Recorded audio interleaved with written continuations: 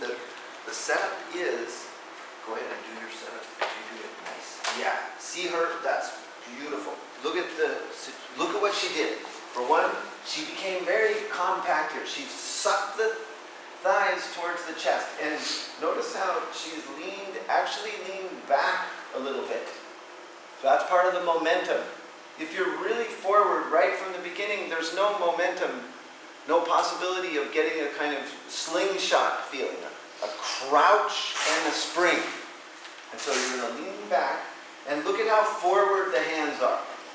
You don't want the hands back here. They have to be forward. And so and then what's going to happen is that it has to happen all of a sudden. It has to happen with a lot of power. And that's what you're not getting enough. It's like, and because it takes so much to push the ground and lift up. With all your might. It has to be so powerful. And so you've exhaled. You empty the lungs. You're getting ready, leaning back. And then you're going to lean forward and strike the ground and suck the feet. There you go. And then, then, once you got the feet get to right here, by then you want to be very close to, or if not in it, chaturanga position.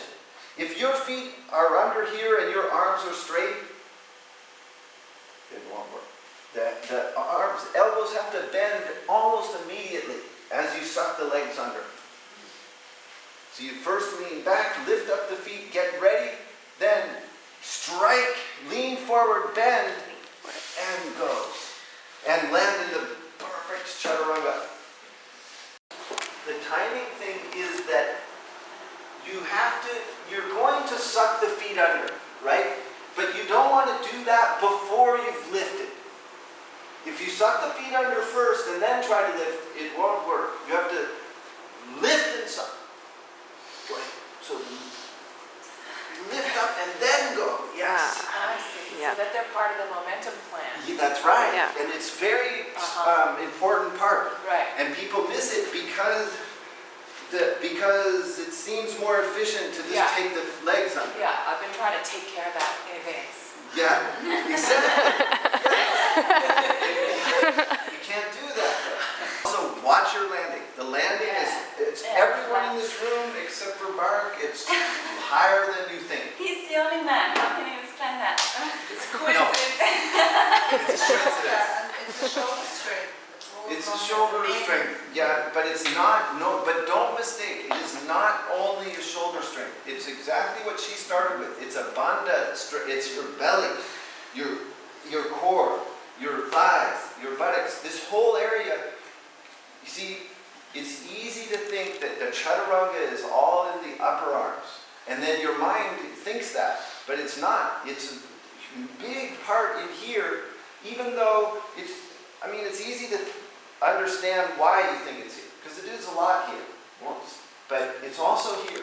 And if this part is not really ready, then this part has to do so much more work, which you don't want to ask it to do. So, when is the time where you suck more than You, right at the beginning.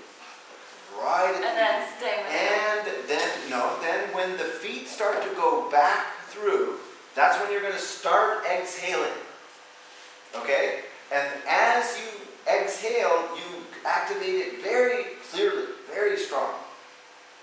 So that means when you're coming to chaturanga. So it's right at the beginning, but it's also as you're coming into chaturanga.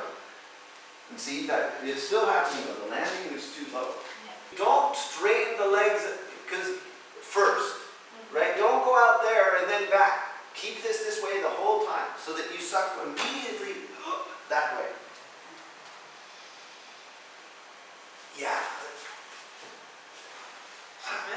And then see, look at what she tends to do, that thing of this. No.